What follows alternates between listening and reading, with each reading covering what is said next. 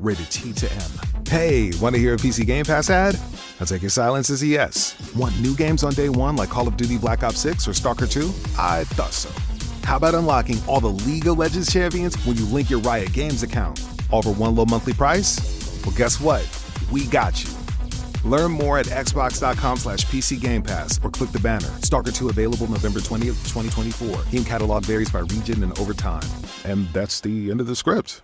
How would you like a 15% discount to my daily email, the stack of stuff, the show notes, discounts to the conference, all of that? All you need to do is text the word show to 33777. You'll get the annual subscription with a 15% discount to my daily email. You'll get the stack of stuff, the links to the show notes, discounts to the conference, and so much more. All you have to do is text the word show, SHOW, to 33777. Text show to 33777.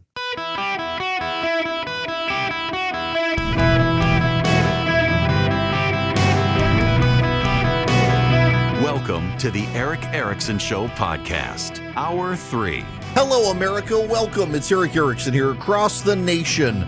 The phone number is 877-973-7425. Should you wish to be on the program, I would be very happy to have you. If you will please text the word Army to 33777. You will get back a link. If you click that link, you can put in your name, email, and zip code. You can put in your phone number if you want. We can text message you, but not necessary. Just your name, email, and your zip code. And that way, as we go around the country, we start doing our events around the country, we'll be able to make it easy to be able to reach out to you, let you know when we're in your area. And also, if there's a member of Congress we need you to be nice or mean to, we'll be able to target. Now, lay the landscape here for you right now. We got 270 electoral college votes needed to win this election that is now about 78 days away. The swing states remain, based on the polling, Georgia, Arizona, Nevada, Wisconsin, Michigan, and Pennsylvania. North Carolina, the Democrats believe they can put it in play. I do not believe the Democrats can put North Carolina in play. I think it will be Republican. I think that Georgia will be Republican, and I think Nevada will be Republican, and that gives 257 electoral college votes to the GOP. If Donald Trump wins Arizona, he's at 268, and he needs to only win one of Wisconsin, Michigan, and Pennsylvania. I personally believe that the Democrats will probably win Pennsylvania, because they have a much better ground game than the GOP. One of the things, even here in Georgia, is a concern is that the Trump campaign is relying on volunteers. Now, you got to understand this. I mean no disrespect to those of you who are volunteers for a presidential campaign. In fact, I think if you are concerned about the direction of the country, you should volunteer. If you can't be a poll worker for your local board of elections, you should be a poll watcher for your political party. Now, what is a poll worker and what's a poll watcher? The poll worker is the person who works the polls for the board of elections. They check people in. They make sure people's ballots are processed properly. They check people out. They hand people the voter cards. They check you off the voter roll. They work for the county. They're nonpartisan. A lot of younger Democrats have started signing up to volunteer at the polls, and a lot of the older people who work in the polls happen to be right-leaning, but they're in their 70s and 80s. They're retiring, and the younger people who are stepping up tend to be more progressive. If you want to keep faith in the polls, you need to go sign up to be a poll worker. Call your local board of elections. Ask if you can. In many cases, by this point, they'll say, we got enough people. If that's the case, call your local Republican Party or Democratic Party if you're a Democrat, hate listening, and say you want to be a poll watcher. And what the poll watchers do is they are trained to make sure that the poll workers are doing their job properly, and they have lawyers they can call at any time to say there's a problem at my polling location. I need backup. and the lawyers can file an injunction, they can investigate, they can do all these things. Every single political party needs watchers. For every precinct, you should have multiple watchers. The rules vary state by state, but generally, every polling precinct gets a handful of Democrat and Republican watchers, in addition to the nonpartisan workers. If you are that concerned about the election, go volunteer. That being said, there's a problem for door-knocking volunteers. The Republicans are starting to realize this in Pennsylvania. I heard the other day that there was a story, I think, in the Atlanta Journal here in Georgia about the Trump ground game in Georgia. They're not really worried about Donald Trump. Actually, no, it was Meredith McGraw. Where is, because I'm quoted in the story. Yeah, let me get you this. Talking about the ground game in Georgia. The Republicans are relying on a vast array. Trump's campaign has created a network of field offices and volunteers across Georgia, but this cycle is leaning on outside groups like America First Works and Turning Point Action to handle much of the canvassing and door knocking. And Trump's team has not yet asked for help from Kemp's Get Out the Vote organization. Got that? Trump's team has not asked Brian Kemp's ground game for help in Georgia. Likewise, according to Donald Trump, his Georgia team is running by a guy named John George, a Republican operative who is new to campaigns in the Peach State. At the opening of a campaign office last month, the Atlanta Journal-Constitution reported police were called when a fight broke out. The ground game matters, and it turns out that the Kemp campaign is relying on 2,000 captains with what they call Trump Force 47, the campaign's volunteer grassroots network to target low and mid-propensity voters and drive turnout in the local area. The campaign also has highly targeted lists of voters in Georgia. Notice they haven't asked Brian Kemp to deploy his ground game, but here's a concern. Volunteer door knockers are not as effective as paid door knockers. Why? Because if you're a volunteer, you have to prioritize your income. The Democrats are paying people upwards of $40 an hour in some states to be door knockers, and the Trump campaign has decided to mostly rely on volunteers and third-party groups. That's my biggest concern about 2024 is the ground game. And here in Georgia, a must-win state that I do think Donald Trump is going to win, his campaign is relying on volunteers. Now, that was also the case in Pennsylvania, and I'm led to believe they're making a shift to paid staffers now because they're realizing that the volunteers are not as effective as paid staffers. When it's your job to go knock on doors, you knock on doors. When it is your hobby to knock on doors, you do it when your job is at an end, and that puts you behind. So I'm really concerned about the ground game in these states. I'm also really concerned with the Trump campaign relying on third parties to do the ground game because a third party has its own agenda. It's not fully committed. Now, the upside is if something bad happens, it can make these third-party groups fall guys, and maybe we can get rid of some of the grifters on the right if they're driven out after a loss. At the same time, I don't want a loss. I actually do want to stop Kamala Harris and Tim Walz, and I'm not convinced that the ground game run by volunteers is the best way to do it. To the extent that super PACs step up and help with paid volunteers, I think it matters more. And that's possible, by the way, that they change. But let me just read you this paragraph again. This is from Politico. A Trump campaign official granted anonymity to discuss campaign operations said the campaign has opened more than 25 offices across Georgia and has held more than 300 events in the state since July 1st. It has also trained over 2,000 captains with Trump Force 47, the campaign's volunteer grassroots network, to target low and mid propensity voters and drive turnout in their local area. The campaign also has highly targeted lists of voters in Georgia, the office official said, that include data on each voter. We feel well poised to win in Georgia. I think it's time for the armchair quarterbacks to stay home and the players to get on the game. Now, that's a great line, except, I used to do grassroots organizing for political campaigns. I actually know of what I speak. And relying on volunteers instead of paid operatives is actually not as effective. The Democrats in Georgia and Pennsylvania and Michigan and Arizona and Wisconsin and Nevada are relying on a massive army of paid people through multiple third-party groups. Here's how it works. Planned Parenthood pays $10 an hour. If you hit certain metrics of you've knocked on so many doors, and by the way, how do you know? So every campaign uses an app now tied to someone's cell phone or an iPad, and GPS is turned on. So they can tell where you are. And they can tell that you've actually gone to someone's house because you have to pull up that person's address and show up at their house. And GPS has a perimeter that's not precise, but fairly precise. They can say, yes, you were reasonably at this person's location, and reasonably there, we know it takes at least 15 minutes, and you were reasonably there for 15 minutes. Therefore, when you say you knocked on that person's door, you probably knocked on that person's door. Therefore, we're going to check the box.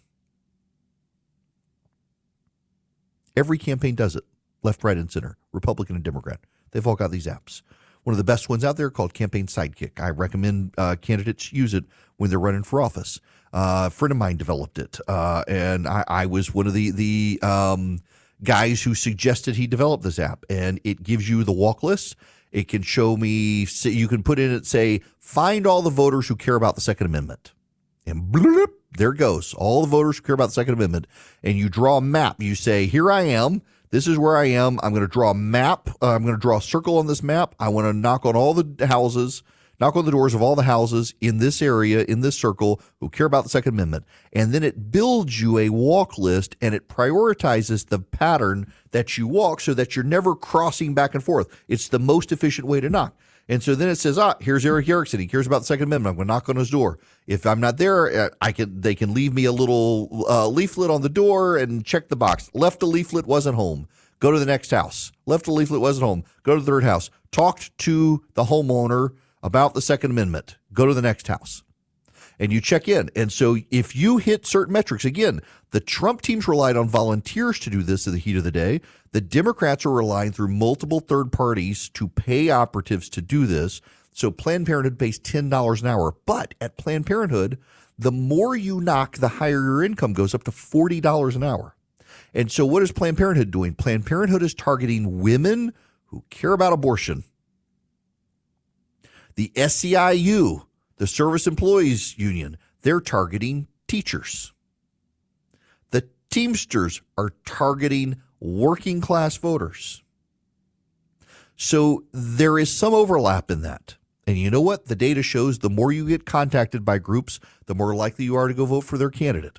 So they're not all duplicating it. The Planned Parenthood is targeting women who care about abortion, SEIU targeting teachers, the teachers unions targeting teachers depending on the state, the Teamsters targeting working class voters, and then you've got other groups out there as well. Some target Hispanic voters, some target black voters, and they're targeting these groups, making sure there's not a lot of overlap between them, and they log them all into a database that eventually syncs up for some level of commonality that is uncoordinated directly with the Harris campaign, but everybody knows what everybody's doing and who's been talked to by which person, and they're all paid. That's not happening on the right. And that should concern everyone who's worried about this campaign. There's got to be a level of third parties paying door knockers. Because the paid person, it's their job. It's what they're going to do. They're tracked with the phone, so you know they're not doing it, or they are doing it. In 2020, in Arizona, a group was paid to go in and knock on doors. They relied on college students. The college students said they were knocking on doors, but their metrics were too good. It was not physically possible for them to knock on all the doors they said they were knocking on. They were doing it too quick over too wide a geography. And one of the people in charge decided to surveil the door knockers through the app. They were logging in that they were knocking on doors. Turns out they were sitting in a bar in Scottsdale, Arizona, and he showed up and fired them. The They're using skilled, paid people. The Republicans need to be. There's time to get this fixed. Relying on 2,000 volunteers in Georgia and not asking Brian Kemp to fire up his ground game is political malpractice, the likes of which I have not seen in some time. That's just alarming. And folks, I believe Donald Trump will win Georgia. I think Laken Riley is why Donald Trump will win Georgia. But the ground game needs to be paid and needs to be on fire, and it doesn't appear to be happening. And if it's not happening in a must-win state like Georgia, it makes me question these other must-win states as well. AI might be the most important new computer technology ever. It's storming every industry. Everybody's talking about it. Billions of dollars invested, so buckle up. The problem is AI needs a lot of speed and processing power. So how do you compete without costs spiraling out of control? It's time to upgrade to the next generation of the cloud. Oracle Cloud Infrastructure, or OCI. OCI is a single platform for your infrastructure, database, application development, and AI needs. OCI has 4 to 8 times the bandwidth of other clouds, offers one consistent price instead of variable regional pricing, and of course, nobody does data better than Oracle. So now you can train your AI models at twice the speed and less than half the cost of other clouds. If you want to do more and spend less, like Uber, 8x8, Databricks, Mosaic, take a free test drive of OCI at oracle.com/Erickson, ERICKSON. That's oracle.com/Erickson, oracle.com/Erickson. Go check them out today. Listener Bernie out listening KST out in Sacramento. He just emailed me during the break and must be listening on the live stream. Says, you believe that Donald Trump is going to win Georgia, yet you just went through a litany of why he's probably not due to his ground game and his failure to engage Kemp. Can you explain why you think he's actually going to win the state? That's a great question. I think Donald Trump is going to win Georgia because an illegal alien led into this country by Joe Biden murdered Laken Riley. I think Donald Trump is going to win the state of Georgia because of the number of families who have lost children due to fentanyl come across the border due to Joe Biden. I think Donald Trump is going to win the state of Georgia because of the economic problems caused by Joe Biden. I think Donald Trump is going to win Georgia given the number of parents who do not want boys on their girls' teams in Georgia. And I think Donald Trump is going to win the state of Georgia because economically, as best as Brian Kemp and the Republicans in Georgia have been able to pull this state forward, at the end of the day, the governor and the legislature in Georgia are not responsible for people's 401ks.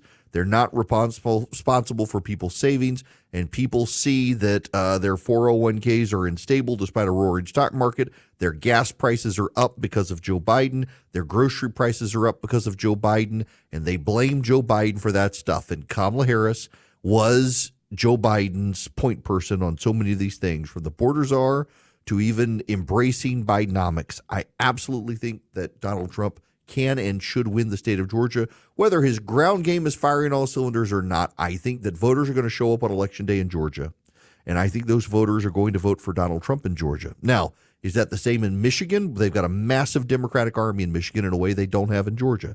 You could outnumber the Republicans in Michigan just through the ground game operation there. I don't think you can do that in Georgia. So, yeah, I think that Trump wins Georgia. I'm not sure about the others. I do kind of think he wins Nevada as well.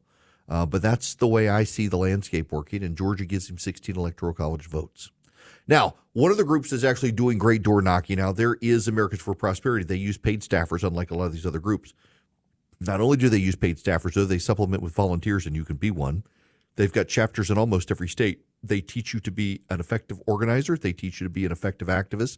They give you the issues, and they educate you on the issues. All you have to do is go to americansforprosperity.org. americansforprosperity.org. You go to Americans for Prosperity, and you can find out all the facts about, for example, the border situation and the policies that alleviate the concerns. Find out about the tax cuts, the Trump tax cuts that expire next year, and the Democratic plans, what happens when those expire. You'll be able to find out so much about policy. You'll be the smartest person in your circle of friends. They'll also teach you how to go to your local government or your state government and advocate for common sense conservative solutions, and how to knock on the doors of your neighbors and be an effective advocate. Americansforprosperity.org. It's the leading, largest grassroots group in the nation. They happen to be on the right. They're on the side of free markets, free people, and common sense conservative reform. You should sign up with them at americansforprosperity.org. Greetings and welcome. It is Eric Erickson here across the United States of America. The phone number is 877-973-7425. Should you wish to be on the program, I am delighted to have you with me. Oh, where is this? Okay. It was called Argo. Yes, that's what I said. Okay. I'm sorry. Reading from a listener who might have misheard something I said.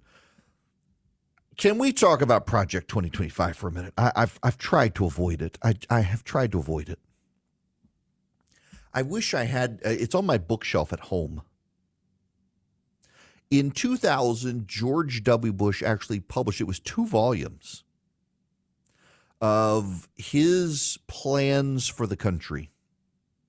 And you could read the plans, digest the plans, understand the plans, and whether you liked it or not, there they were. Kamala Harris, to this day, has no policy positions on her website.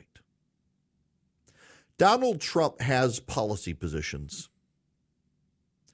But what the Democrats have tried to do is they've tried to tie Project 2025 to Donald Trump and say these are his actual plans.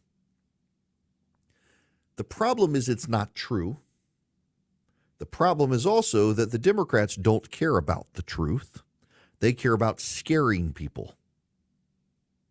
The reality is there's no way that Donald Trump would embrace Project 2025 as it exists because it's too specific. Project 2025 is, yes, a lot of people who worked for Donald Trump, just like some of these people also worked for George W. Bush, they get together and they produce this academic wonkery. And essentially, it's if a Republican president comes in and has a Congress that'll do business with him, here are all the plans in place, legislation written that you could get passed.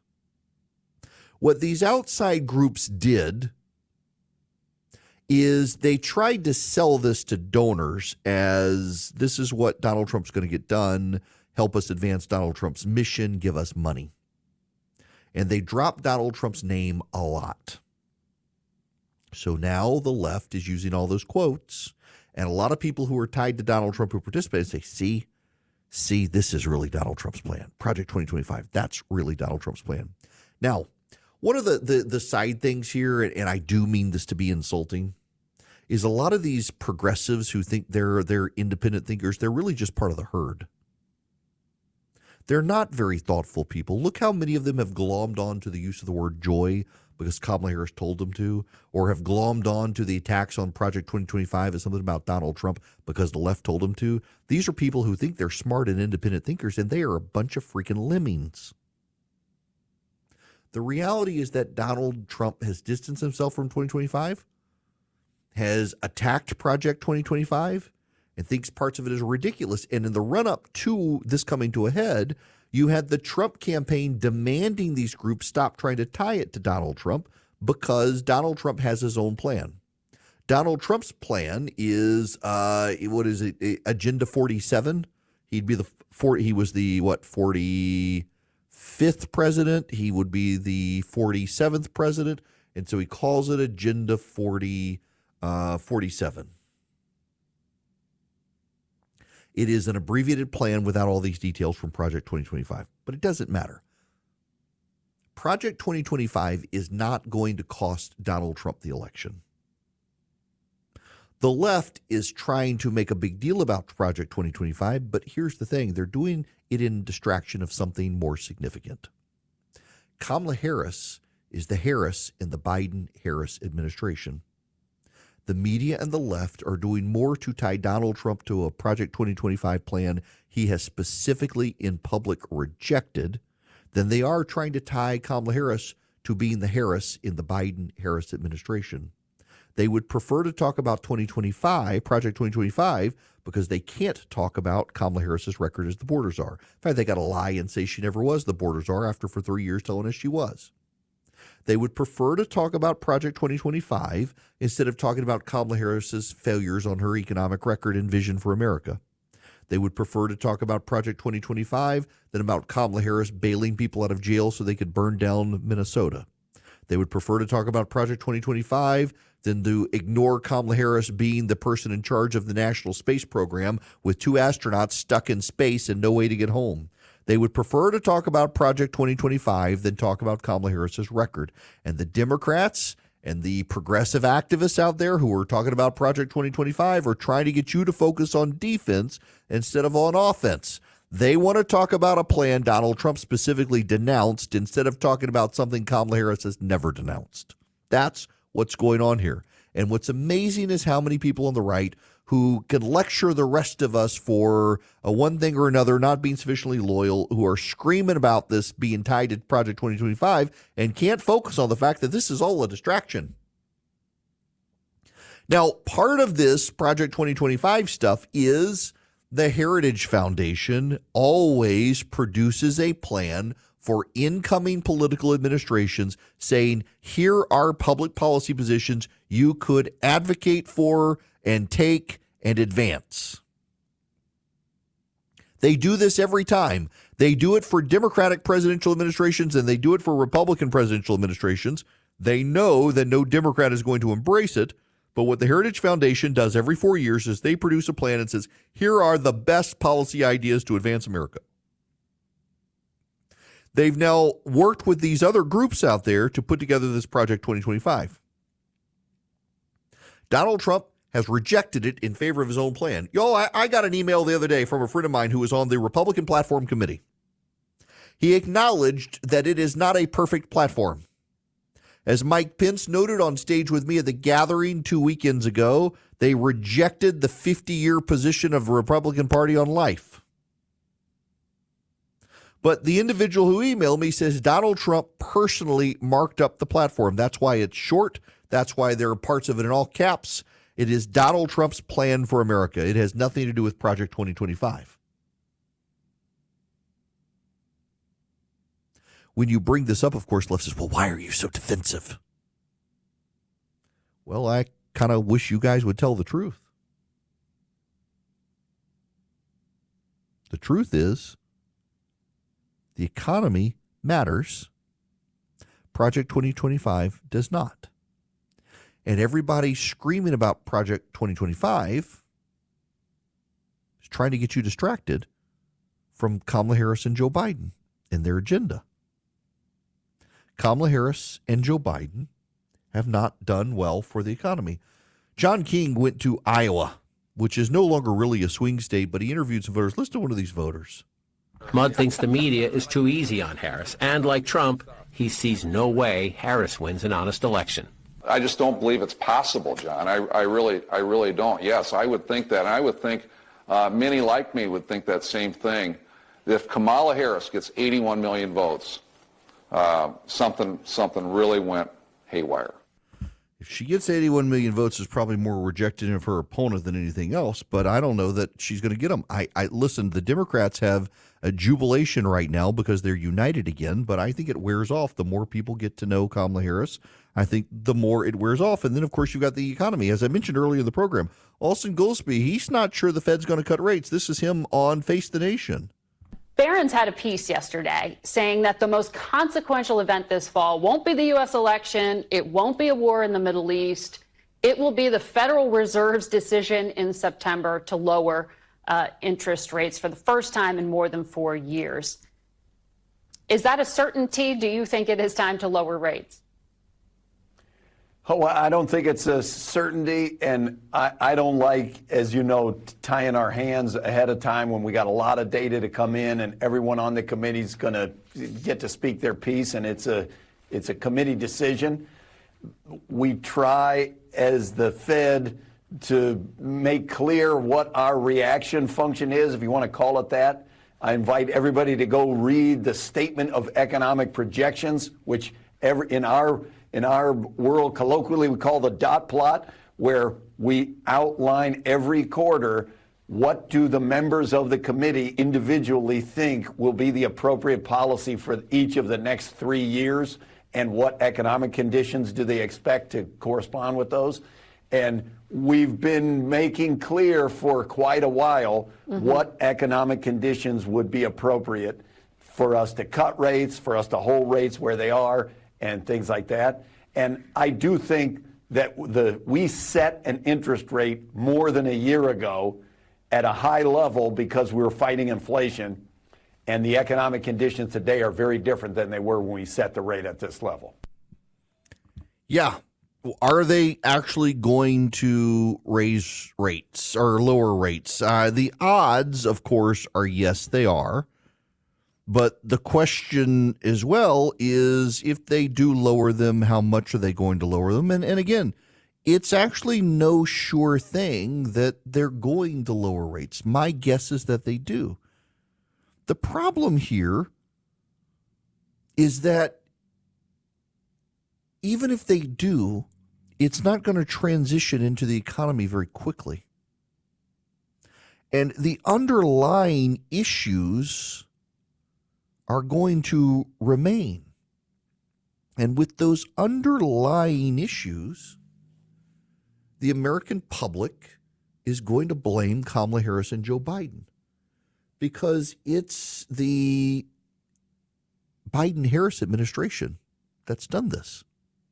It's the Biden-Harris administration, and Kamala Harris was the tie-breaking vote on the Inflation Reduction Act. That was just a Green New Deal. Those issues matter, y'all. Project 2025 is something the left tells themselves. It's not something that really soaks into the zeitgeist for most people. Most people, when you bring up Project 2025, you just point out Donald Trump has said it's not his plan, and he's produced his own plan. And yes, those people were tied to Donald Trump. Some of them worked for him, but Kamala Harris worked for Joe Biden. Joe Biden's economic vision is Kamala Harris's economic vision. Would you rather Joe Biden's economic vision continue, or would you rather us to have a fresh start? At the end of the day, every minute spent trying to defend Project 2025 or explain, you just need to deflect and say, look, I'm not going to correct your thinking even though you're wrong on Project 2025, but you can't deny that Kamala Harris is part of the Biden-Harris administration. Do you want Joe Biden's economic policies to continue, or do you want Donald Trump to come back and fix the economy and put it back the way it was when he was president? Because a majority of Americans say they would prefer Donald Trump's policies than Kamala Harris's policies. A majority of Americans, not a plurality, a majority, over 50%. So I would not be freaked out about Project 2025. Again, the very press that's working so hard to tie Donald Trump to Project 2025 is working very hard to avoid tying Kamala Harris to Kamala Harris's own agenda in the Biden-Harris administration. Now, I want to tie myself to Vision Computers because I am so happy with our computer from Vision Computers, and you'll be happy if you get one from them as well. If you need to buy a computer, build a computer, Vision Computers can take care of you. They'll give you a great, great deal. More than that, though, let me talk to you if you're a small business and you can't afford the $80,000, $90,000, $100,000 a year salary for an in-house IT guy. For $179 a year per computer, Vision Computers can be your IT solution. So your employees do not have to be geniuses at their computer. They can be geniuses at their job. And when they run into a computer problem, they get a special phone number. They call Vision 15 seconds or less. They get a fix for their issue. Vision takes over that responsibility. It saves you salary on the in-house IT guy. It saves your employees downtime. It gets them more productive. All you have to do is call them at 404-COMPUTE, 404-COMPUTE, or go to visioncomputers.com. If you call them at 404-COMPUTE, tell them I sent you, you're going to get an even better deal. 404-COMPUTE or visioncomputers.com. Vision Computers can be your in-house tech support solution for your employees or for your family. If you buy a computer, now here's the thing. If you buy computers from Vision, let's say your company needs new computers, buy them from Vision. The tech support comes with the computer, no additional charge.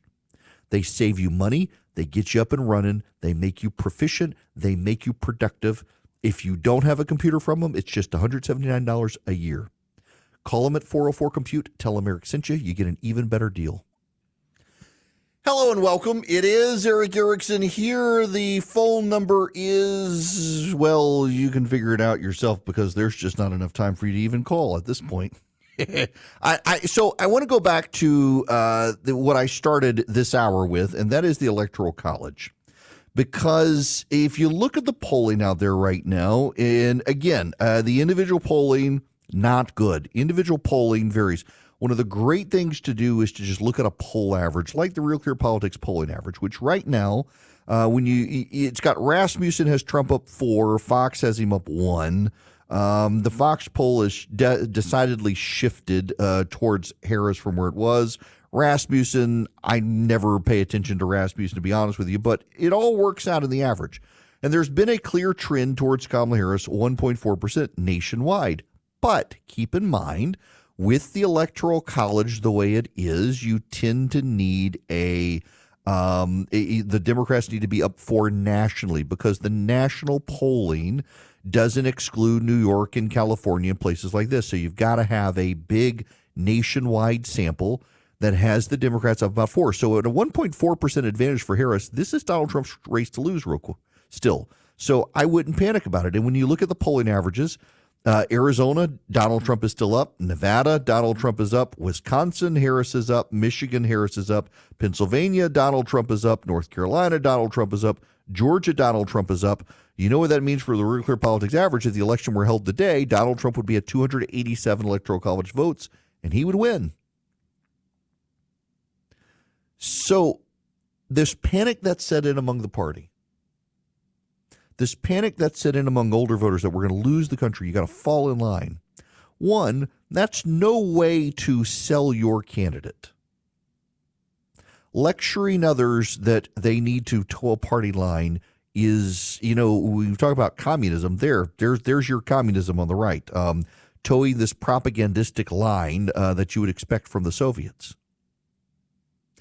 But I would tell you the message for Trump and his supporters has got to be, forget Project 2025. You don't even need to defend it. The question for this election is, do you want 4 more years of the Biden-Harris policies? I think one of the chief selling points for Donald Trump is that he's got private sector experience. Neither Kamala Harris nor Tim Walz nor Joe Biden does. We are currently being governed by people who don't know what it's like to work in the real world. They've only worked in the government and nonprofits. Donald Trump built a business in the private sector. He's got some of the best golf courses in the world.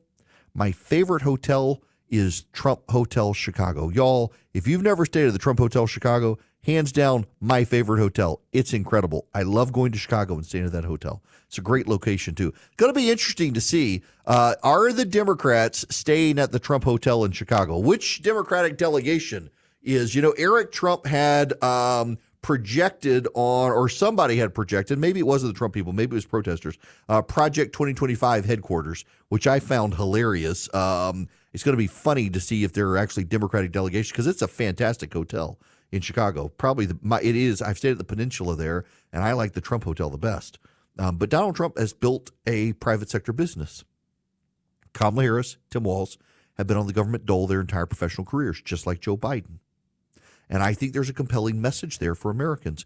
You want the private sector to work again. You need someone who's worked in the private sector. The economy continues to be the message. All of the angry stuff that comes from Trump supporters right now is not helping Donald Trump. Donald Trump calling Kamala Harris ugly is not helping Donald Trump.